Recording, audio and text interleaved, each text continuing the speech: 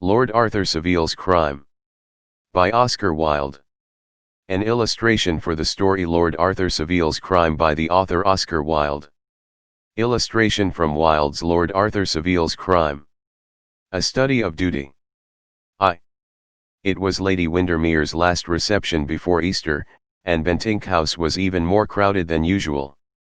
6 cabinet ministers had come on from the Speaker's levee in their stars and ribbons, all the pretty women wore their smartest dresses, and at the end of the picture gallery stood the Princess Sophia of Karlsruhe, a heavy Tartar-looking lady, with tiny black eyes and wonderful emeralds, talking bad French at the top of her voice, and laughing immoderately at everything that was said to her. It was certainly a wonderful medley of people. Gorgeous peeresses chatted affably to violent radicals, popular preachers brushed coattails with eminent sceptics, a perfect bevy of bishops kept following a stout prima donna from room to room, on the staircase stood several royal academicians, disguised as artists, and it was said that at one time the supper room was absolutely crammed with geniuses. In fact, it was one of Lady Windermere's best nights, and the princess stayed till nearly 11:30. As soon as she had gone, Lady Windermere returned to the picture gallery, where a celebrated political economist was solemnly explaining the scientific theory of music to an indignant virtuoso from Hungary, and began to talk to the Duchess of Paisley. She looked wonderfully beautiful with her grand ivory throat, her large blue forget-me-not eyes, and her heavy coils of golden hair. Or pearl they were, not that pale straw color that nowadays usurps the gracious name of gold, but such gold as is woven into sunbeams or hidden in strange amber, and gave to her face something of the frame of a saint, with not a little of the fascination of a sinner. She was a curious psychological study. Early in life she had discovered the important truth that nothing looks so like innocence as an indiscretion, and by a series of reckless escapades, half of them quite harmless, she had acquired all the privileges of a personality.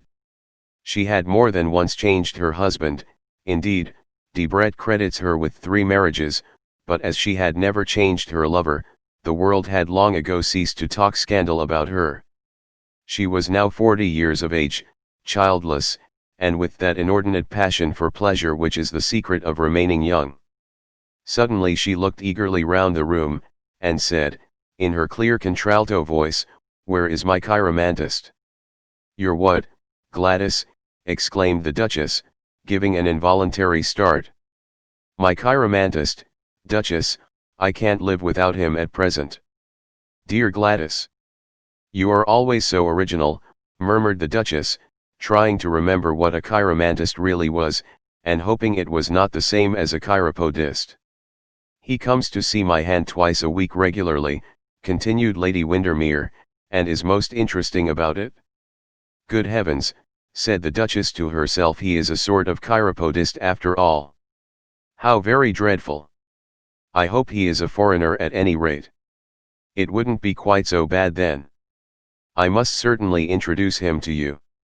"Introduce him," cried the Duchess, "you don't mean to say he is here," and she began looking about for a small tortoise-shell fan and a very tattered lace shawl, so as to be ready to go at a moment's notice. "Of course he is here, I would not dream of giving a party without him. He tells me I have a pure psychic hand, and that if my thumb had been the least little bit shorter, I should have been a confirmed pessimist, and gone into a convent."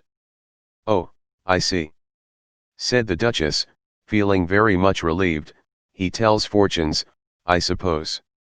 "And misfortunes, too," answered Lady Windermere, "any amount of them. Next year, for instance, I am in great danger, both by land and sea, so I am going to live in a balloon, and draw up my dinner in a basket every evening. It is all written down on my little finger, or on the palm of my hand, I forget which. But surely that is tempting Providence, Gladys. My dear Duchess, surely Providence can resist temptation by this time. I think every one should have their hands told once a month, so as to know what not to do. Of course, one does it all the same, but it is so pleasant to be warned. Now, if some one doesn't go and fetch Mr. Podgers at once, I shall have to go myself.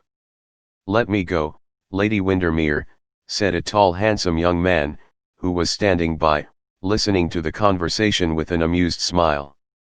Thanks so much, Lord Arthur, but I am afraid you wouldn't recognize him.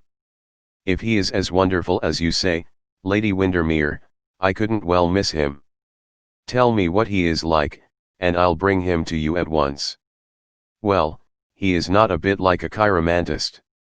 I mean, he is not mysterious, or esoteric, or romantic looking.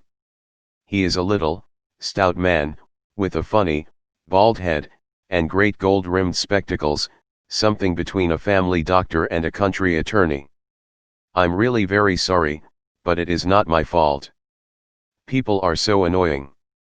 All my pianists look exactly like poets, and all my poets look exactly like pianists, and I remember last season asking a most dreadful conspirator to dinner, a man who had blown up ever so many people, and always wore a coat of mail, and carried a dagger up his shirt sleeve, and do you know that when he came he looked just like a nice old clergyman, and cracked jokes all the evening? Of course, he was very amusing, and all that, but I was awfully disappointed, and when I asked him about the coat of mail, he only laughed, and said it was far too cold to wear in England. Ah, here is Mr. Podgers.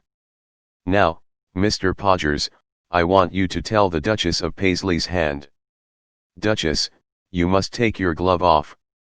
No, not the left hand, the other. Dear Gladys, I really don't think it is quite right, said the Duchess, feebly unbuttoning a rather soiled kid glove. Nothing interesting ever is, said Lady Windermere, on a fate le mondenzi. But I must introduce you. Duchess, this is Mr. Podgers, my pet chiromantist. Mr. Podgers, this is the Duchess of Paisley, and if you say that she has a larger mountain of the moon than I have, I will never believe in you again. I am sure, Gladys, there is nothing of the kind in my hand, said the Duchess gravely. Your Grace is quite right, said Mr. Podgers, glancing at the little fat hand with its short square fingers. The mountain of the moon is not developed. The line of life, however, is excellent. Kindly bend the wrist. Thank you. 3 distinct lines on the rascet. You will live to a great age, Duchess, and be extremely happy. Ambition, very moderate, line of intellect not exaggerated, line of heart. Now, do be indiscreet, Mr. Podgers, cried Lady Windermere. Nothing would give me greater pleasure, said Mr. Podgers, bowing, if the Duchess ever had been, but I am sorry to say that I see great permanence of affection, combined with a strong sense of duty. Pray go on, Mr. Podgers, said the Duchess, looking quite pleased. Economy is not the least of your Grace's virtues, continued Mr. Podgers, and Lady Windermere went off into fits of laughter. Economy is a very good thing, remarked the Duchess complacently. When I married Paisley he had 11 castles, and not a single house fit to live in. And now he has 12 houses, and not a single castle, cried Lady Windermere. Well, my dear, said the Duchess, I like comfort, said Mr. Podgers, and modern improvements, and hot water laid on in every bedroom. Your Grace is quite right. Comfort is the only thing our civilization can give us. You have told the Duchess's character admirably, Mr. Podgers, and now you must tell Lady Flora's, and in answer to a nod from the smiling hostess, a tall girl, with sandy Scotch hair, and high shoulder blades, stepped awkwardly from behind the sofa, and held out a long, bony hand with spatulate fingers. Ah, a pianist. I see, said Mr. Podgers, an excellent pianist, but perhaps hardly a musician. Very reserved, very honest, and with a great love of animals. Quite true, exclaimed the Duchess, turning to Lady Windermere, absolutely true. Flora keeps 24 collie dogs at Macloskie, and would turn our townhouse into a menagerie if her father would let her. Well, that is just what I do with my house every Thursday evening, cried Lady Windermere, laughing, only I like lions better than collie dogs. Your one mistake, Lady Windermere, said Mr. Podgers, with a pompous bow. If a woman can't make her mistakes charming, she is only a female, was the answer. But you must read some more hands for us. Come, Sir Thomas, show Mr. Podgers yours, and a genial-looking old gentleman, in a white waistcoat, came forward, and held out a thick rugged hand, with a very long third finger. An adventurous nature, 4 long voyages in the past, and 1 to come. Been shipwrecked 3 times. No, only twice, but in danger of a shipwreck your next journey.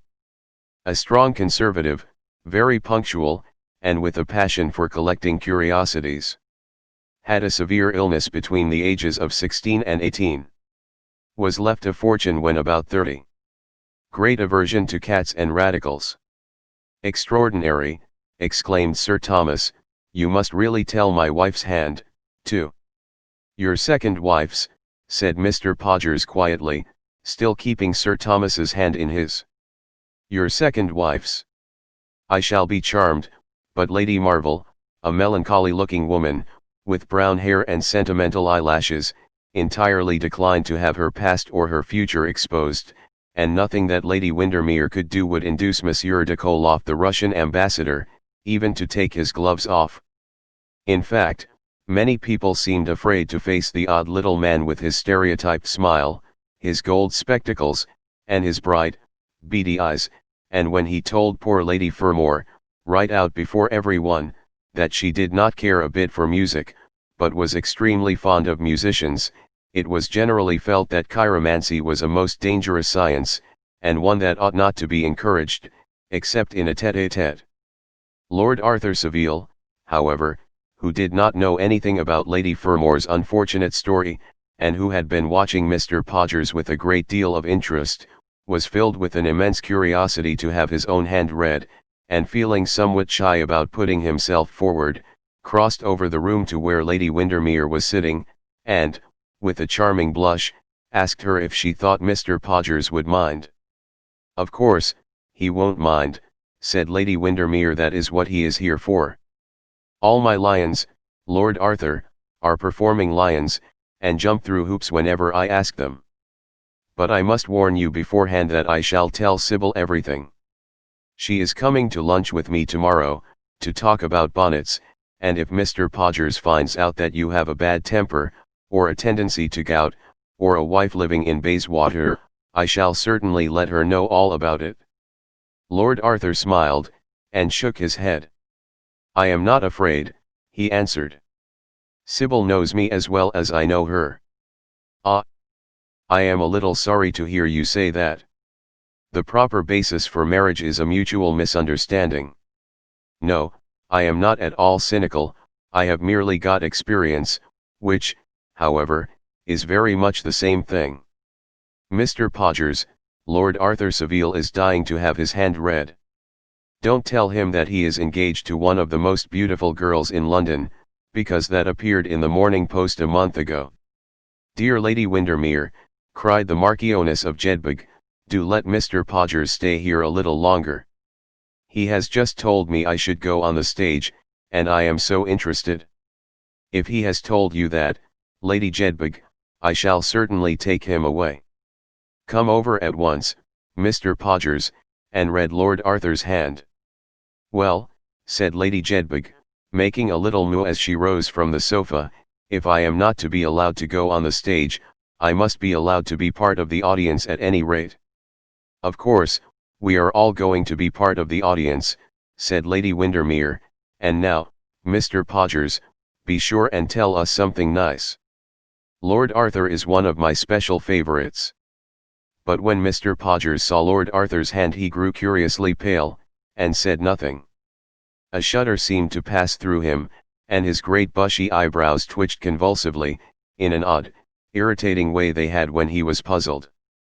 Then some huge beads of perspiration broke out on his yellow forehead, like a poisonous dew, and his fat fingers grew cold and clammy. Lord Arthur did not fail to notice these strange signs of agitation, and, for the first time in his life, he himself felt fear. His impulse was to rush from the room, but he restrained himself. It was better to know the worst, whatever it was, than to be left in this hideous uncertainty. "I am waiting, Mr. Podgers," he said. "We are all waiting," cried Lady Windermere, in her quick, impatient manner, but the chiromantist made no reply. "I believe Arthur is going on the stage," said Lady Jedburgh, "and that, after your scolding, Mr. Podgers is afraid to tell him so." Suddenly Mr. Podgers dropped Lord Arthur's right hand, and seized hold of his left, bending down so low to examine it that the gold rims of his spectacles seemed almost to touch the palm. For a moment his face became a white mask of horror, but he soon recovered his sang-froid, and looking up at Lady Windermere, said with a forced smile, "It is the hand of a charming young man."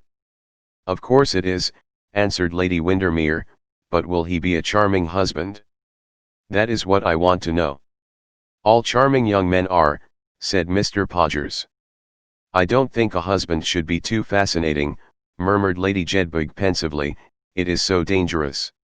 "My dear child, they never are too fascinating," cried Lady Windermere. "But what I want are details. Details are the only things that interest. What is going to happen to Lord Arthur?" "Well, within the next few months Lord Arthur will go a voyage." "Oh yes, his honeymoon, of course. And lose a relative." "Not his sister, I hope," said Lady Jedburgh, in a piteous tone of voice. "Certainly not his sister," answered Mr. Podgers, with a deprecating wave of the hand, "a distant relative merely." "Well, I am dreadfully disappointed," said Lady Windermere. "I have absolutely nothing to tell Sybil tomorrow. No one cares about distant relatives nowadays. They went out of fashion years ago. However, I suppose she had better have a black silk by her, it always does for church, you know. And now let us go to supper.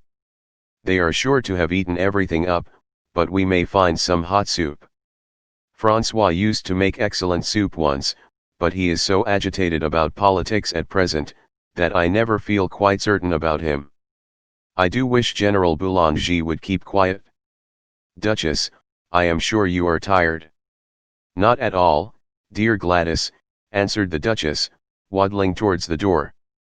"I have enjoyed myself immensely, and the chiropodist, I mean the chiromantist, is most interesting. Flora, where can my tortoise-shell fan be?" "Oh, thank you, Sir Thomas, so much." "And my lace shawl, Flora?" "Oh, thank you, Sir Thomas, very kind, I'm sure," and the worthy creature finally managed to get downstairs without dropping her scent bottle more than twice. All this time Lord Arthur Savile had remained standing by the fireplace, with the same feeling of dread over him, the same sickening sense of coming evil. He smiled sadly at his sister, as she swept past him on Lord Plymdale's arm, looking lovely in her pink brocade and pearls, and he hardly heard Lady Windermere when she called to him to follow her. He thought of Sybil Merton, and the idea that anything could come between them made his eyes dim with tears. Looking at him, one would have said that Nemesis had stolen the shield of Pallas, and shown him the Gorgon's head. He seemed turned to stone, and his face was like marble in its melancholy. He had lived the delicate and luxurious life of a young man of birth and fortune, a life exquisite in its freedom from sordid care, its beautiful boyish insouciance, and now for the first time he became conscious of the terrible mystery of destiny, of the awful meaning of doom. How mad and monstrous it all seemed! Could it be that written on his hand, in characters that he could not read himself, but that another could decipher, was some fearful secret of sin, some blood-red sign of crime? Was there no escape possible? Were we no better than chessmen, moved by an unseen power, vessels the potter fashions at his fancy, for honor or for shame? His reason revolted against it, and yet he felt that some tragedy was hanging over him, and that he had been suddenly called upon to bear an intolerable burden. Actors are so fortunate. They can choose whether they will appear in tragedy or in comedy, whether they will suffer or make merry, laugh or shed tears. But in real life it is different. Most men and women are forced to perform parts for which they have no qualifications. Our Guildensterns play Hamlet for us, and our Hamlets have to jest like Prince Hal. The world is a stage, but the play is badly cast. Suddenly Mr. Podgers entered the room. When he saw Lord Arthur he started, and his coarse, fat face became a sort of greenish-yellow color. The two men's eyes met, and for a moment there was silence. "The Duchess has left one of her gloves here, Lord Arthur, and has asked me to bring it to her," said Mr. Podgers finally. "Ah, I see it on the sofa. Good evening. Mr. Podgers, I must insist on your giving me a straightforward answer to a question I am going to put to you." "Another time, Lord Arthur, but the Duchess is anxious. I am afraid I must go." "You shall not go. The Duchess is in no hurry. Ladies should not be kept waiting, Lord Arthur," said Mr. Podgers, with his sickly smile. "The fair sex is apt to be impatient." Lord Arthur's finely chiseled lips curled in petulant disdain. The poor Duchess seemed to him of very little importance at that moment. He walked across the room to where Mr. Podgers was standing, and held his hand out. "Tell me what you saw there," he said. "Tell me the truth. I must know it. I am not a child." Mr. Podgers's eyes blinked behind his gold-rimmed spectacles, and he moved uneasily from one foot to the other, while his fingers played nervously with a flash watch chain. "What makes you think that I saw anything in your hand, Lord Arthur, more than I told you?" "I know you did, and I insist on your telling me what it was." "I will pay you. I will give you a check for £100. The green eyes flashed for a moment, and then became dull again.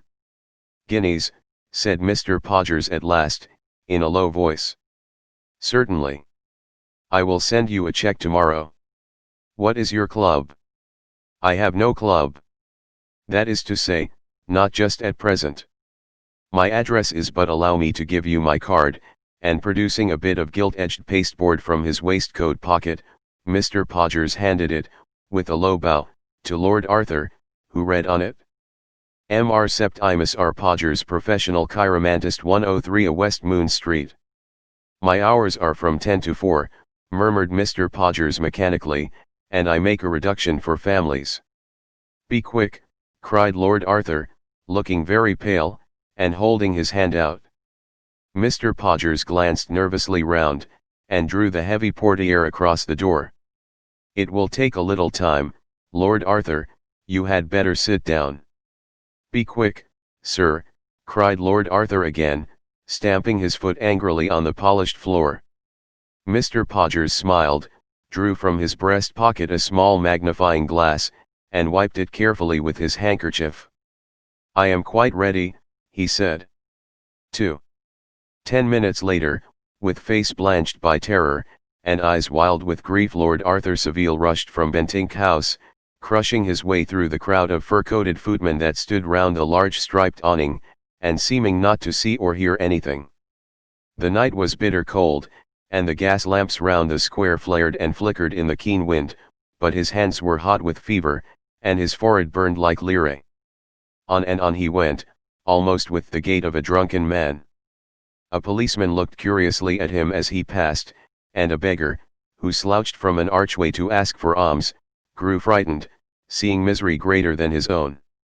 Once he stopped under a lamp, and looked at his hands.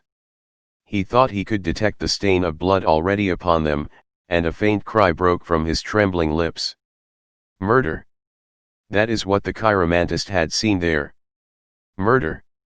The very night seemed to know it, and the desolate wind to howl it in his ear. The dark corners of the streets were full of it. It grinned at him from the roofs of the houses. First he came to the park, whose somber woodland seemed to fascinate him. He leaned wearily up against the railings, cooling his brow against the wet metal, and listening to the tremulous silence of the trees. Murder! Murder! He kept repeating, as though iteration could dim the horror of the word.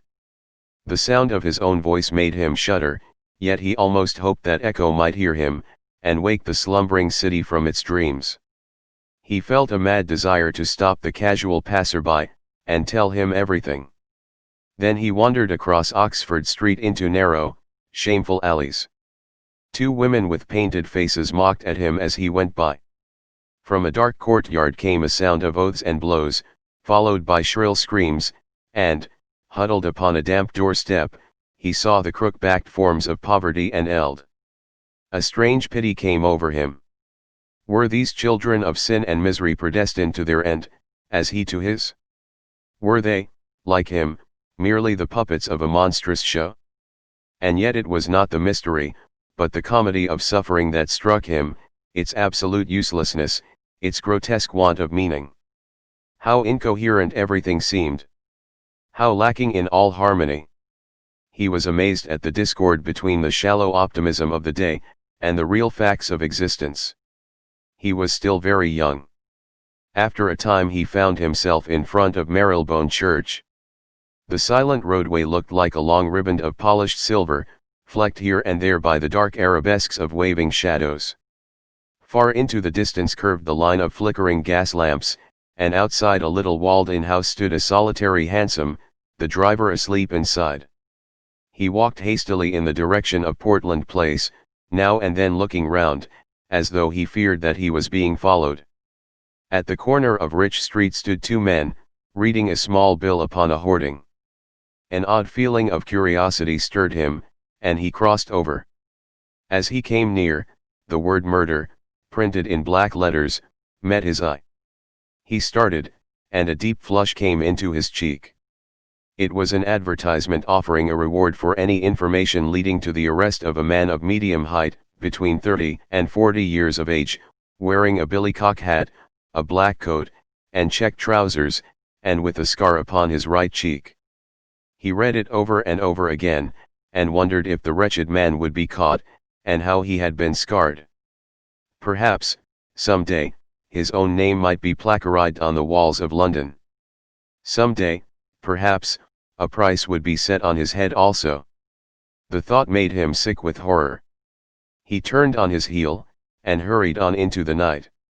Where he went he hardly knew. He had a dim memory of wandering through a labyrinth of sordid houses, of being lost in a giant web of sombre streets, and it was bright dawn when he found himself at last in Piccadilly Circus. As he strolled home towards Belgrave Square, he met the great wagons on their way to Covent Garden. The white-smocked carters, with their pleasant sunburnt faces and coarse curly hair, strode sturdily on, cracking their whips, and calling out now and then to each other. On the back of a huge grey horse, the leader of a jangling team, sat a chubby boy, with a bunch of primroses in his battered hat, keeping tight hold of the mane with his little hands, and laughing, and the great piles of vegetables looked like masses of jade against the morning sky, like masses of green jade against the pink petals of some marvelous rose. Lord Arthur felt curiously affected, he could not tell why. There was something in the dawn's delicate loveliness that seemed to him inexpressibly pathetic, and he thought of all the days that break in beauty, and that set in storm. These rustics, too, with their rough, good-humoured voices, and their nonchalant ways, what a strange London they saw.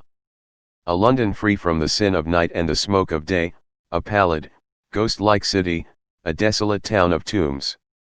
He wondered what they thought of it, and whether they knew anything of its splendor and its shame, of its fierce, fiery-colored joys, and its horrible hunger, of all it makes and mars from morn to eve. Probably it was to them merely a mart where they brought their fruits to sell, and where they tarried for a few hours at most, leaving the streets still silent, the houses still asleep. It gave him pleasure to watch them as they went by. Rude as they were, with their heavy, hobnailed shoes, and their awkward gait, they brought a little of Arcady with them. He felt that they had lived with nature, and that she had taught them peace. He envied them all that they did not know. By the time he had reached Belgrave Square the sky was a faint blue, and the birds were beginning to twitter in the gardens. 3. When Lord Arthur woke it was 12 o'clock, and the midday sun was streaming through the ivory silk curtains of his room. He got up and looked out of the window. A dim haze of heat was hanging over the great city, and the roofs of the houses were like dull silver. In the flickering green of the square below some children were flitting about like white butterflies, and the pavement was crowded with people on their way to the park. Never had life seemed lovelier to him, never had the things of evil seemed more remote. Then his valet brought him a cup of chocolate on a tray. After he had drunk it, he drew aside a heavy portiere of peach-colored plush, and passed into the bathroom. The light stole softly from above, through thin slabs of transparent onyx, and the water in the marble tank glimmered like a moonstone. He plunged hastily in, till the cool ripples touched throat and hair, and then dipped his head right under, as though he would have wiped away the stain of some shameful memory. When he stepped out he felt almost at peace. The exquisite physical conditions of the moment had dominated him, as indeed often happens in the case of very finely wrought natures, for the senses, like lyre, can purify as well as destroy. After breakfast, he flung himself down on a divan, and lit a cigarette.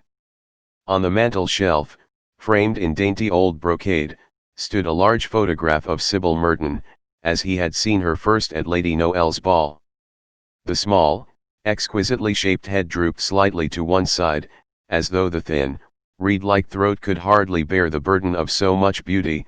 The lips were slightly parted, and seemed made for sweet music, and all the tender purity of girlhood looked out in wonder from the dreaming eyes. With her soft, clinging dress of crêpe de chine, and her large leaf-shaped fan, she looked like one of those delicate little figures men find in the olive woods near Tanagra, and there was a touch of Greek grace in her pose and attitude. Yet she was not petite. She was simply perfectly proportioned, a rare thing in an age when so many women are either over life-size or insignificant. Now as Lord Arthur looked at her, he was filled with the terrible pity that is born of love. He felt that to marry her, with the doom of murder hanging over his head, would be a betrayal like that of Judas, a sin worse than any the Borgia had ever dreamed of. What happiness could there be for them, when at any moment he might be called upon to carry out the awful prophecy written in his hand? What manner of life would be theirs while fate still held this fearful fortune in the scales? The marriage must be postponed, at all costs. Of this he was quite resolved. Ardently though he loved the girl, and the mere touch of her fingers, when they sat together, made each nerve of his body thrill with exquisite joy, he recognized none the less clearly where his duty lay, and was fully conscious of the fact that he had no right to marry until he had committed the murder. This done, he could stand before the altar with Sybil Merton, and give his life into her hands without terror of wrongdoing. This done, he could take her to his arms, knowing that she would never have to blush for him, never have to hang her head in shame. But done it must be first, and the sooner the better for both. Many men in his position would have preferred the primrose path of dalliance to the steep heights of duty, but Lord Arthur was too conscientious to set pleasure above principle. There was more than mere passion in his love, and Sybil was to him a symbol of all that is good and noble. For a moment he had a natural repugnance against what he was asked to do, but it soon passed away. His heart told him that it was not a sin, but a sacrifice. His reason reminded him that there was no other course open. He had to choose between living for himself and living for others, and terrible though the task laid upon him undoubtedly was, yet he knew that he must not suffer selfishness to triumph over love. Sooner or later we are all called upon to decide on the same issue. Of us all, the same question is asked. To Lord Arthur it came early in life, before his nature had been spoiled by the calculating cynicism of middle age, or his heart corroded by the shallow, fashionable egotism of our day, and he felt no hesitation about doing his duty. Fortunately also, for him, he was no mere dreamer, or idle dilettante. Had he been so, he would have hesitated, like Hamlet, and let irresolution mar his purpose. But he was essentially practical. Life to him meant action, rather than thought. He had that rarest of all things, common sense. The wild, turbid feelings of the previous night had by this time completely passed away, and it was almost with a sense of shame that he looked back upon his mad wanderings from street to street, his fierce emotional agony. The very sincerity of his sufferings made them seem unreal to him now. He wondered how he could have been so foolish as to rant and rave about the inevitable. The only question that seemed to trouble him was, whom to make away with, for he was not blind to the fact that murder, like the religions of the pagan world, requires a victim as well as a priest. Not being a genius, he had no enemies, and indeed he felt that this was not the time for the gratification of any personal pique or dislike, the mission in which he was engaged being one of great and grave solemnity. He accordingly made out a list of his friends and relatives on a sheet of notepaper, and after careful consideration, decided in favor of Lady Clementina Beauchamp, a dear old lady who lived in Curzon Street, and was his own second cousin by his mother's side. He had always been very fond of Lady Clem, as every one called her, and as he was very wealthy himself, having come into all Lord Rugby's property when he came of age, there was no possibility of his deriving any vulgar monetary advantage by her death. In fact, the more he thought over the matter, the more she seemed to him to be just the right person, and, feeling that any delay would be unfair to Savile, he determined to make his arrangements at once. The first thing to be done was, of course, to settle with the chiromantist, so he sat down at a small Sheraton writing table that stood near the window, drew a cheque for 105, payable to the order of Mr. Septimus Podgers, and, enclosing it in an envelope, told his valet to take it to Westmoon Street. He then telephoned to the stables for his hansom, and dressed to go out. As he was leaving the room, he looked back at Sybil Merton's photograph, and swore that, come what may, he would never let her know what he was doing for her sake, but would keep the secret of his self-sacrifice hidden always in his heart. On his way to the Buckingham, he stopped at a florist's, and sent Sybil a beautiful basket of narcissi, with lovely white petals and staring pheasant's eyes, and on arriving at the club, went straight to the library, rang the bell, and ordered the waiter to bring him a lemon and soda, and a book on toxicology. He had fully decided that poison was the best means to adopt in this troublesome business. Anything like personal violence was extremely distasteful to him, and besides, he was very anxious not to murder Lady Clementina in any way that might attract public attention, as he hated the idea of being lionized at Lady Windermere's, or seeing his name figuring in the paragraphs of vulgar society newspapers. He had also to think of Sybil's father and mother, who were rather old-fashioned people, and might possibly object to the marriage if there was anything like a scandal, though he felt certain that if he told them the whole facts of the case they would be the very first to appreciate the motives that had actuated him. He had every reason, then, to decide in favor of poison. It was safe, sure, and quiet, and did away with any necessity for painful scenes, to which, like most Englishmen, he had a rooted objection. Of the science of poisons, however, he knew absolutely nothing, and as the waiter seemed quite unable to find anything in the library but Ruff's Guide and Bailey's Magazine, he examined the bookshelves himself, and finally came across a handsomely bound edition of the Pharmacopoeia, and a copy of Erskine's Toxicology, edited by Sir Matthew Reed, the President of the Royal College of Physicians, and one of the oldest members of the Buckingham, having been elected in mistake for somebody else, a contretemps that so enraged the committee, that when the real man came up they blackballed him unanimously. Lord Arthur was a good deal puzzled at the technical terms used in both books, and had begun to regret that he had not paid more attention to his classics at Oxford, when in the second volume of Erskine, he found a very complete account of the properties of aconitin, written in fairly clear English. It seemed to him to be exactly the poison he wanted. It was swift, indeed, almost immediate, in its effect, perfectly painless, and when taken in the form of a gelatine capsule, the mode recommended by Sir Matthew, not by any means unpalatable. He accordingly made a note, upon his shirt cuff of the amount necessary for a fatal dose, put the books back in their places, and strolled up St. James's Street, to Pessell and Humbay's, the great chemists. Mr. Pessell, who always attended personally on the aristocracy, was a good deal surprised at the order, and in a very deferential manner murmured something about a medical certificate being necessary. However, as soon as Lord Arthur explained to him that it was for a large Norwegian Mastiff that he was obliged to get rid of, as it showed signs of incipient rabies, and had already bitten the coachman twice in the calf of the leg, he expressed himself as being perfectly satisfied, complimented Lord Arthur on his wonderful knowledge of toxicology, and had the prescription made up immediately.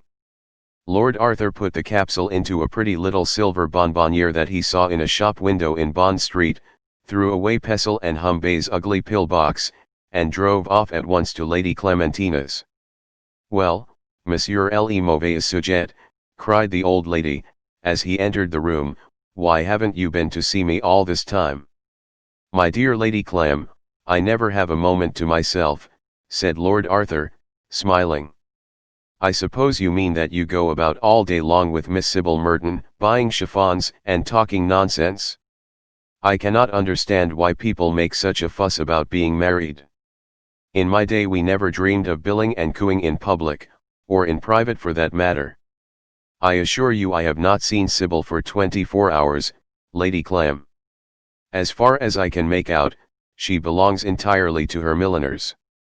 Of course, that is the only reason you come to see an ugly old woman like myself. I wonder you men don't take warning. En fait de folies pour moi, and here I am, a poor, rheumatic creature, with a false front and a bad temper. Why, if it were not for dear Lady Jansen, who sends me all the worst French novels she can find, I don't think I could get through the day. Doctors are no use at all, except to get fees out of one. They can't even cure my heartburn. I have brought you a cure for that, Lady Clem," said Lord Arthur gravely. "It is a wonderful thing, invented by an American. I don't think I like American inventions, Arthur. I am quite sure I don't. I read some American novels lately, and they were quite nonsensical. Oh, but there is no nonsense at all about this, Lady Clem. I assure you it is a perfect cure. You must promise to try it," and Lord Arthur brought the little box out of his pocket, and handed it to her. "Well, the box is charming, Arthur. Is it really a present? That is very sweet of you.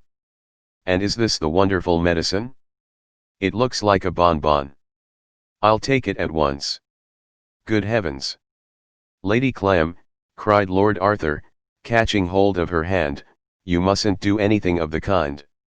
It is a homeopathic medicine, and if you take it without having heartburn, it might do you no end of harm. Wait till you have an attack, and take it then. You will be astonished at the result." "I should like to take it now," said Lady Clementina, holding up to the light the little transparent capsule, with its floating bubble of liquid aconitin. "I am sure it is delicious. The fact is that, though I hate doctors, I love medicines. However, I'll keep it till my next attack." "And when will that be?" asked Lord Arthur eagerly. "Will it be soon?" "I hope not for a week. I had a very bad time yesterday morning with it. But one never knows. You are sure to have one before the end of the month then, Lady Clem?" "I am afraid so. But how sympathetic you are today, Arthur. Really, Sybil has done you a great deal of good. And now you must run away, for I am dining with some very dull people, who won't talk scandal, and I know that if I don't get my sleep now I shall never be able to keep awake during dinner. Goodbye, Arthur, give my love to Sybil, and thank you so much for the American medicine. You won't forget to take it, Lady Clem, will you?" said Lord Arthur, rising from his seat. "Of course I won't, you silly boy. I think it is most kind of you to think of me, and I shall write and tell you if I want any more." Lord Arthur left the house in high spirits, and with a feeling of immense relief. That night he had an interview with Sybil Merton. He told her how he had been suddenly placed in a position of terrible difficulty, from which neither honor nor duty would allow him to recede. He told her that the marriage must be put off for the present, as until he had got rid of his fearful entanglements, he was not a free man. He implored her to trust him, and not to have any doubts about the future. Everything would come right, but patience was necessary. The scene took place in the conservatory of Mr. Merton's house, in Park Lane, where Lord Arthur had dined as usual. Sybil had never seemed more happy, and for a moment Lord Arthur had been tempted to play the coward's part, to write to Lady Clementina for the pill, and to let the marriage go on as if there was no such person as Mr. Podgers in the world. His better nature, however, soon asserted itself, and even when Savile flung herself weeping into his arms, he did not falter. The beauty that stirred his senses had touched his conscience also. He felt that to wreck so fair a life for the sake of a few months' pleasure would be a wrong thing to do. He stayed with Savile till nearly midnight, comforting her and being comforted in turn, and early the next morning he left for Venice, after writing a manly, firm letter to Mr. Merton about the necessary postponement of the marriage. 4. In Venice he met his brother, Lord Surbiton, who happened to have come over from Corfu in his yacht. The two young men spent a delightful fortnight together. In the morning they rode on the Lido, or glided up and down the green canals in their long black gondola. In the afternoon they usually entertained visitors on the yacht, and in the evening they dined at Florian's, and smoked innumerable cigarettes on the piazza. Yet somehow Lord Arthur was not happy. Every day he studied the obituary column in the Times, expecting to see a notice of Lady Clementina's death, but every day he was disappointed. He began to be afraid that some accident had happened to her, and often regretted that he had prevented her taking the aconitum when she had been so anxious to try its effect. Savile's letters, too, though full of love and trust and tenderness, were often very sad in their tone, and sometimes he used to think that he was parted from her forever. After a fortnight Lord Surbiton got bored with Venice, and determined to run down the coast to Ravenna, as he heard that there was some capital cock-shooting in the Pinetum.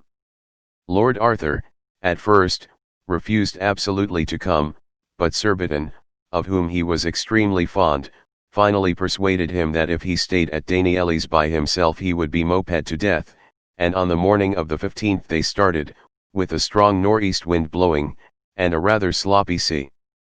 The sport was excellent, and the free, open-air life brought the colour back to Lord Arthur's cheeks, but about the 22nd he became anxious about Lady Clementina, and, in spite of Surbiton's remonstrances, came back to Venice by train. As he stepped out of his gondola onto the hotel steps, the proprietor came forward to meet him with a sheaf of telegrams. Lord Arthur snatched them out of his hand, and tore them open. Everything had been successful. Lady Clementina had died quite suddenly on the night of the 17th. His first thought was for Savile, and he sent her off a telegram announcing his immediate return to London. He then ordered his valet to pack his things for the night mail, sent his gondoliers about Live Times their proper fare, and ran up to his sitting room with a light step and a buoyant heart. There he found 3 letters waiting for him. One was from Savile herself, full of sympathy and condolence. The others were from his mother, and from Lady Clementina's solicitor. It seemed that the old lady had dined with the Duchess that very night, had delighted every one by her wit and esprit, but had gone home somewhat early, complaining of heartburn. In the morning she was found dead in her bed, having apparently suffered no pain. Sir Matthew Reed had been sent for at once, but, of course, there was nothing to be done, and she was to be buried on the 22nd at Beecham Chalcote. A few days before she died she had made her will, and left Lord Arthur her little house in Curzon Street, and all her furniture, personal effects and pictures, with the exception of her collection of miniatures, which was to go to her sister, Lady Margaret Rufford, and her amethyst necklace, which Savile Merton was to have. The property was not of much value, but Mr. Mansfield the solicitor was extremely anxious for Lord Arthur to return at once, if possible, as there were a great many bills to be paid, and Lady Clementina had never kept any regular accounts. Lord Arthur was very much touched by Lady Clementina's kind remembrance of him, and felt that Mr. Podgers had a great deal to answer for.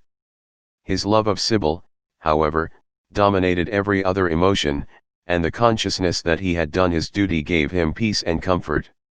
When he arrived at Charing Cross, he felt perfectly happy. The Mertons received him very kindly. Savile made him promise that he would never again allow anything to come between them, and the marriage was fixed for the June 7th. Life seemed to him once more bright and beautiful, and all his old gladness came back to him again. One day, however, as he was going over the house in Curzon Street, in company with Lady Clementina solicitor and Savile herself, burning packages of faded letters, and turning out drawers of odd rubbish, the young girl suddenly gave a little cry of delight. "What have you found, Savile?" said Lord Arthur, looking up from his work, and smiling. "This lovely little silver bonbonniere, Arthur.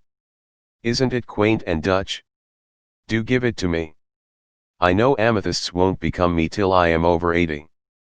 It was the box that had held the aconiton." Lord Arthur started, and a faint blush came into his cheek.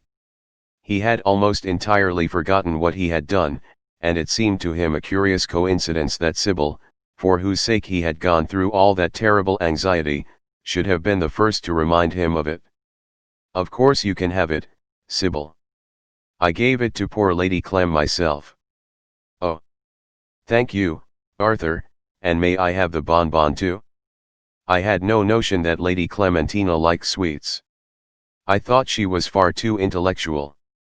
Lord Arthur grew deadly pale, and a horrible idea crossed his mind. "Bonbon, Savile.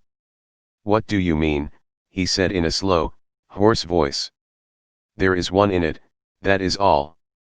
It looks quite old and dusty, and I have not the slightest intention of eating it. What is the matter, Arthur? How white you look." Lord Arthur rushed across the room, and seized the box. Inside it was the amber-colored capsule, with its poison bubble. Lady Clementina had died a natural death after all. The shock of the discovery was almost too much for him.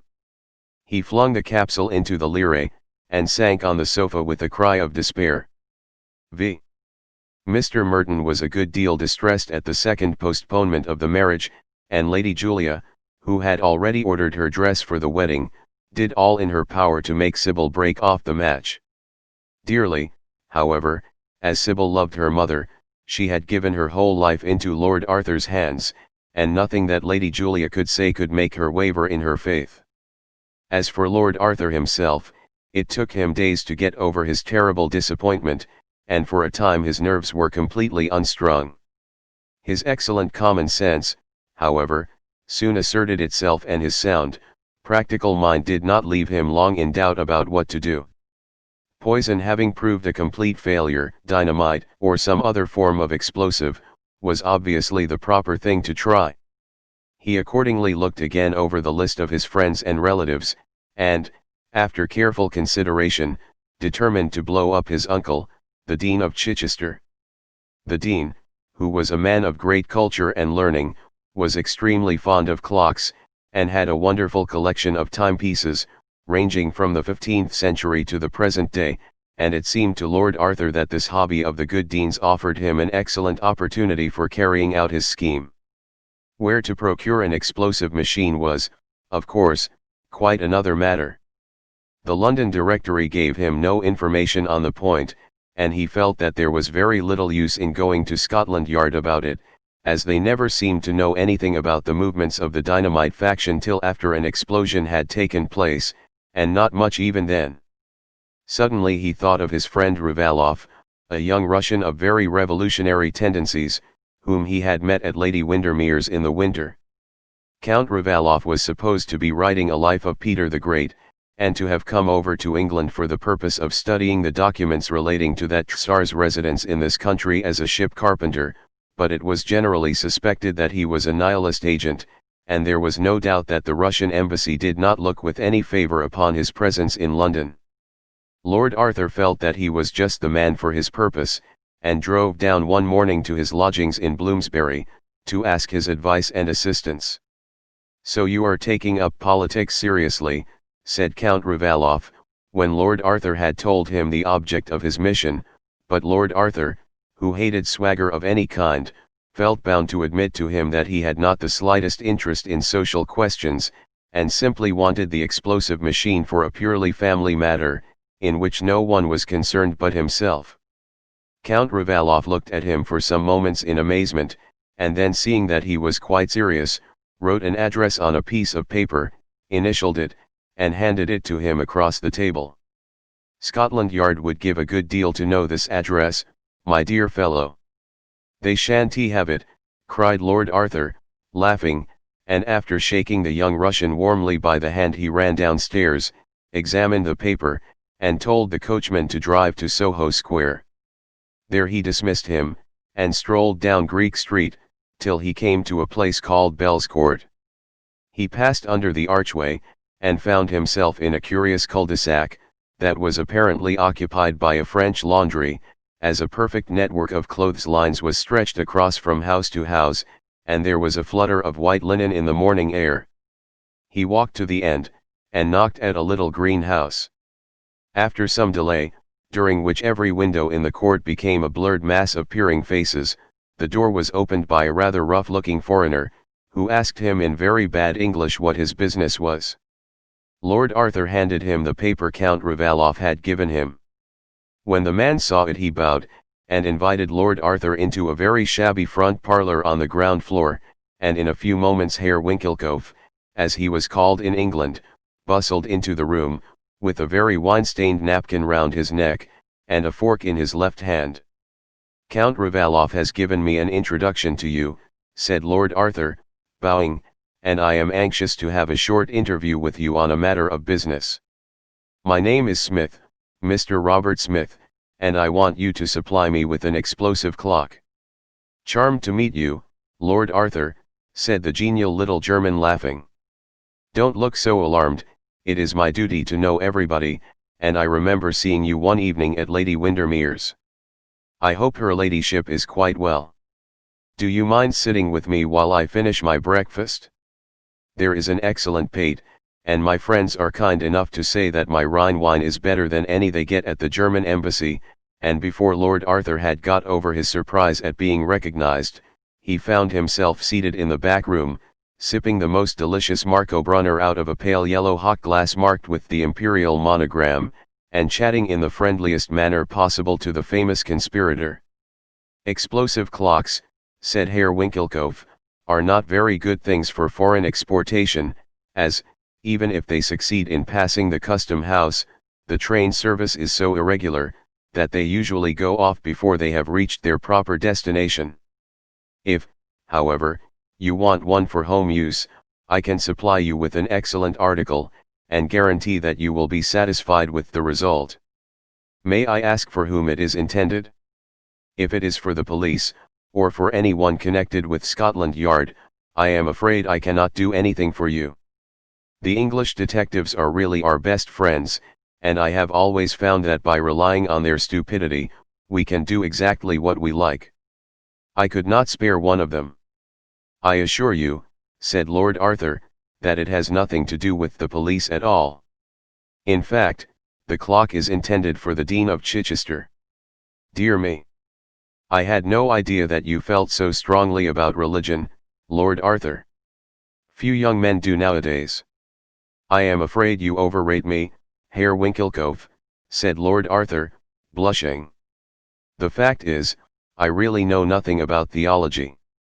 "It is a purely private matter then." "Purely private?" Herr Winkelkopf shrugged his shoulders, and left the room, returning in a few minutes with a round cake of dynamite about the size of a penny, and a pretty little French clock, surmounted by an ormolu figure of liberty trampling on the hydra of despotism. Lord Arthur's face brightened up when he saw it.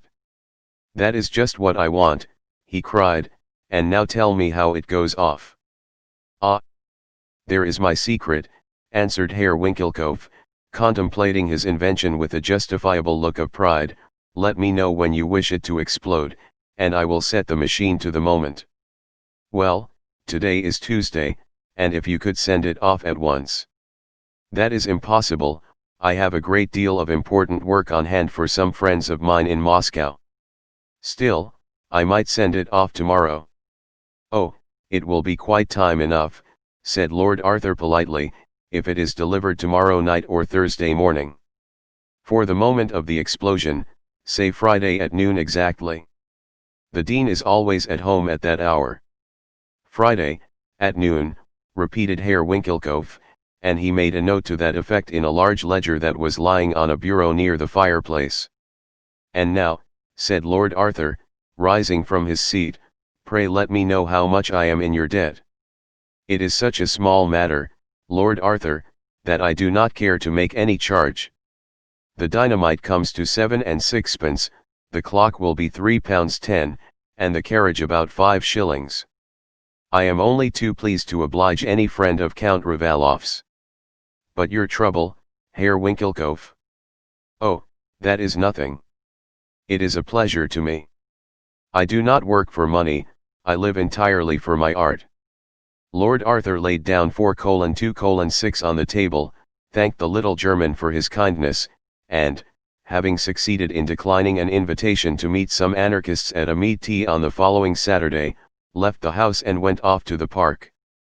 For the next 2 days he was in a state of the greatest excitement, and on Friday at 12 o'clock he drove down to the Buckingham to wait for news.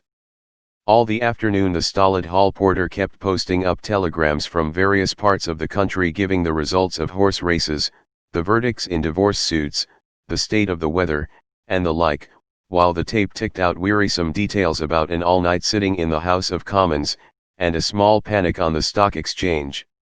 At 4 o'clock the evening papers came in, and Lord Arthur disappeared into the library with the Pall Mall, the St. James's, the Globe, and the Echo, to the immense indignation of Colonel Goodchild, who wanted to read the reports of a speech he had delivered that morning at the Mansion House, on the subject of South African missions, and the advisability of having black bishops in every province, and for some reason or other had a strong prejudice against the evening news.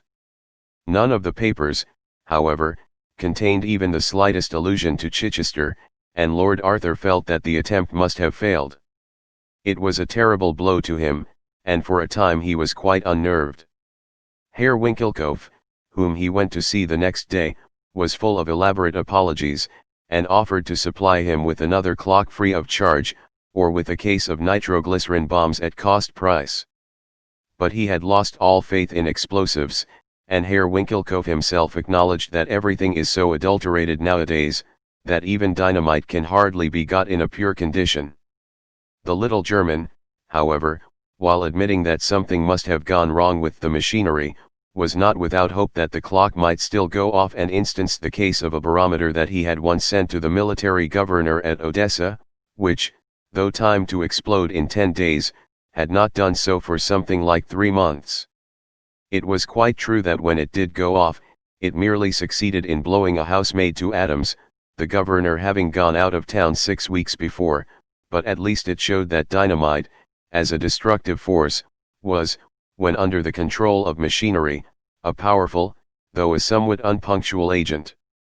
Lord Arthur was a little consoled by this reflection, but even here he was destined to disappointment, for 2 days afterwards, as he was going upstairs, the Duchess called him into her boudoir, and showed him a letter she had just received from the deanery.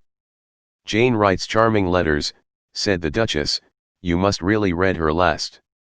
It is quite as good as the novels Mudie sends us."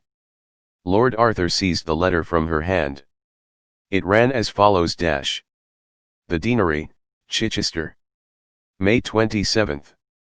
My dearest Aunt, thank you so much for the flannel for the Dorcas Society and also for the gingham. I quite agree with you that it is nonsense their wanting to wear pretty things, but everybody is so radical and irreligious nowadays, that it is difficult to make them see that they should not try and dress like the upper classes. I am sure I don't know what we are coming to. As Papa has often said in his sermons, we live in an age of unbelief. We have had great fun over a clock that an unknown admirer sent Papa last Thursday. It arrived in a wooden box from London. Carriage paid, and Papa feels it must have been sent by someone who had read his remarkable sermon, Is License Liberty, for on the top of the clock was a figure of a woman, with what Papa said was the cap of liberty on her head. I didn't think it very becoming myself. But Papa said it was historical, so I suppose it is all right. Parker unpacked it, and Papa put it on the mantelpiece in the library, and we were all sitting there on Friday morning, when just as the clock struck 12, we heard a whirring noise, a little puff of smoke came from the pedestal of the figure, and the goddess of liberty fell off and broke her nose on the fender. Maria was quite alarmed, but it looked so ridiculous, that James and I went off into fits of laughter, and even Papa was amused. When we examined it, we found it was a sort of alarum clock, and that, if you set it to a particular hour, and put some gunpowder and a cap under a little hammer, it went off whenever you wanted. Papa said it must not remain in the library, as it made a noise, so Reggie carried it away to the schoolroom, and does nothing but have small explosions all day long. Do you think Arthur would like one for a wedding present? I suppose they are quite fashionable in London. Papa says they should do a great deal of good, as they show that liberty can't last, but must fall down. Papa says liberty was invented at the time of the French Revolution. How awful it seems. I have now to go to the Dorcas, where I will read them your most instructive letter. How true, dear aunt, your idea is, that in their rank of life they should wear what is unbecoming. I must say, it is absurd, their anxiety about dress, when there are so many more important things in this world, and in the next. I am so glad your flowered poplin turned out so well, and that your lace was not torn. I am wearing my yellow satin, that you so kindly gave me, at the bishop's on Wednesday, and think it will look all right. Would you have bows or not? Jennings says that everyone wears bows now, and that the underskirt should be frilled. Reggie has just had another explosion, and Papa has ordered the clock to be sent to the stables. I don't think Papa likes it so much as he did at first, though he is very flattered at being sent such a pretty and ingenious toy. It shows that people read his sermons, and profit by them. Papa sends his love, in which James and Reggie and Maria all unite, and, hoping that Uncle Cecil's gout is better, believe me, dear aunt, ever your affectionate niece, Jane Percy. P.S. Do tell me about the bows. Jennings insists they are the fashion. Lord Arthur looked so serious and unhappy over the letter, that the Duchess went into fits of laughter. My dear Arthur, she cried, I shall never show you a young lady's letter again. But what shall I say about the clock? I think it is a capital invention, and I should like to have one myself. I don't think much of them, said Lord Arthur, with a sad smile, and, after kissing his mother, he left the room. When he got upstairs, he flung himself on a sofa, and his eyes filled with tears. He had done his best to commit this murder, but on both occasions he had failed, and through no fault of his own. He had tried to do his duty, but it seemed as if destiny herself had turned traitor. He was oppressed with the sense of the barrenness of good intentions, of the futility of trying to be line. Perhaps, it would be better to break off the marriage altogether. Sybil would suffer, it is true, but suffering could not really mar a nature so noble as hers. As for himself, what did it matter? There is always some war in which a man can die, some cause to which a man can give his life, and as life had no pleasure for him, so death had no terror. Let destiny work out his doom. He would not stir to help her. At 7:30 he dressed, and went down to the club. Surbiton was there with a party of young men, and he was obliged to dine with them. Their trivial conversation and idle jests did not interest him, and as soon as coffee was brought he left them, inventing some engagement in order to get away. As he was going out of the club, the hall porter handed him a letter. It was from Herr Winkelkopf, asking him to call down the next evening, and look at an explosive umbrella, that went off as soon as it was opened. It was the very latest invention, and had just arrived from Geneva. He tore the letter up into fragments. He had made up his mind not to try any more experiments. Then he wandered down to the Thames embankment, and sat for hours by the river. The moon peered through a mane of tawny clouds, as if it were a lion's eye, and innumerable stars spangled the hollow vault, like gold dust powdered on a purple dome. Now and then a barge swung out into the turbid stream, and floated away with the tide, and the railway signals changed from green to scarlet as the trains ran shrieking across the bridge. After some time, 12 o'clock boomed from the tall tower at Westminster, and at each stroke of the sonorous bell the night seemed to tremble. Then the railway lights went out, one solitary lamp left gleaming like a large ruby on a giant mast, and the roar of the city became fainter.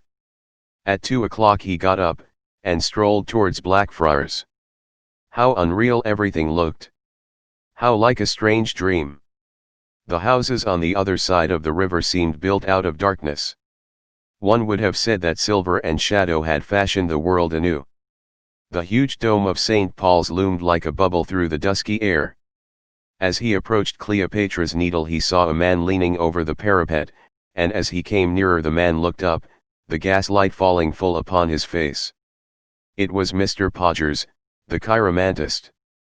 No one could mistake the fat, flabby face, the gold-rimmed spectacles, the sickly feeble smile, the sensual mouth. Lord Arthur stopped.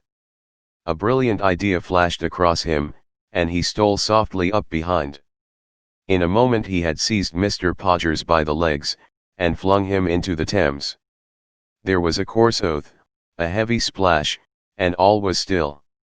Lord Arthur looked anxiously over, but could see nothing of the chiromantist but a tall hat, pirouetting in an eddy of moonlit water. After a time it also sank, and no trace of Mr. Podgers was visible. Once he thought that he caught sight of the bulky misshapen figure striking out for the staircase by the bridge, and a horrible feeling of failure came over him, but it turned out to be merely a reflection, and when the moon shone out from behind a cloud it passed away. At last he seemed to have realized the decree of destiny. He heaved a deep sigh of relief, and Sybil's name came to his lips. "Have you dropped anything, sir?" said a voice behind him suddenly. He turned round, and saw a policeman with a bull's-eye lantern. "Nothing of importance, Sergeant," he answered, smiling, and hailing a passing hansom, he jumped in, and told the man to drive to Belgrave Square. For the next few days he alternated between hope and fear. There were moments when he almost expected Mr. Podgers to walk into the room, and yet at other times he felt that fate could not be so unjust to him. Twice he went to the chiromantist's address in West Moon Street, but he could not bring himself to ring the bell. He longed for certainty, and was afraid of it. Finally it came. He was sitting in the smoking room of the club having tea, and listening rather wearily to Surbiton's account of the last comic song at the Gaiety, when the waiter came in with the evening papers. He took up the St. James's, and was listlessly turning over its pages, when this strange heading caught his eye. "Suicide of a chiromantist." He turned pale with excitement, and began to read. The paragraph ran as follows: "Yesterday morning, at 7 o'clock, the body of Mr. Septimus R. Podgers, the eminent chiromantist, was washed on shore at Greenwich, just in front of the Ship Hotel. The unfortunate gentleman had been missing for some days, and considerable anxiety for his safety had been felt in chiromantic circles. It is supposed that he committed suicide under the influence of a temporary mental derangement, caused by overwork, and a verdict to that effect was returned this afternoon by the coroner's jury. Mr. Podgers had just completed an elaborate treatise on the subject of the human hand. That will shortly be published, when it will no doubt attract much attention. The deceased was 65 years of age, and does not seem to have left any relations. Lord Arthur rushed out of the club with the paper still in his hand, to the immense amazement of the hall porter, who tried in vain to stop him, and drove at once to Park Lane. Sybil saw him from the window, and something told her that he was the bearer of good news. She ran down to meet him, and, when she saw his face, she knew that all was well. "My dear Sybil," cried Lord Arthur, "let us be married tomorrow." "You foolish boy. Why, the cake is not even ordered," said Sybil, laughing through her tears. 6. When the wedding took place, some 3 weeks later, St. Peter's was crowded with a perfect mob of smart people. The service was read in a most impressive manner by the Dean of Chichester, and everybody agreed that they had never seen a handsomer couple than the bride and bridegroom. They were more than handsome, however, they were happy. Never for a single moment did Lord Arthur regret all that he had suffered for Sybil's sake, while she, on her side, gave him the best things a woman can give to any man: worship, tenderness, and love. For them romance was not killed by reality. They always felt young. Some years afterwards, when 2 beautiful children had been born to them, Lady Windermere came down on a visit to Alton Priory, a lovely old place, that had been the Duke's wedding present to his son, and one afternoon as she was sitting with Lady Arthur under a lime tree in the garden, watching the little boy and girl as they played up and down the rose walk, like fitful sunbeams, she suddenly took her hostess's hand in hers, and said, "Are you happy, Sybil?" "Dear Lady Windermere, of course I am happy. Aren't you?" "I have no time to be happy, Sybil. I always like the last person who is introduced to me, but, as a rule, as soon as I know people I get tired of them. Don't your lions satisfy you, Lady Windermere?" "Oh dear, no. Lions are only good for one season. As soon as their manes are cut, they are the dullest creatures going. Besides, they behave very badly, if you are really nice to them. Do you remember that horrid Mr. Podgers? He was a dreadful impostor. Of course, I didn't mind that at all, and even when he wanted to borrow money I forgave him, but I could not stand his making love to me. He has really made me hate chiromancy. I go in for telepathy now. It is much more amusing. You mustn't say anything against chiromancy here, Lady Windermere. It is the only subject that Arthur does not like people to chaff about. I assure you he is quite serious over it." "You don't mean to say that he believes in it, Sybil?" "Ask him, Lady Windermere. Here he is," and Lord Arthur came up the garden with a large bunch of yellow roses in his hand, and his 2 children dancing round him. "Lord Arthur." "Yes, Lady Windermere." "You don't mean to say that you believe in chiromancy?" "Of course I do," said the young man, smiling. "But why?" "Because I owe to it all the happiness of my life," he murmured, throwing himself into a wicker chair. "My dear Lord Arthur, what do you owe to it?" "Sybil," he answered, handing his wife the roses, and looking into her violet eyes. "What nonsense!" cried Lady Windermere. "I never heard such nonsense in all my life.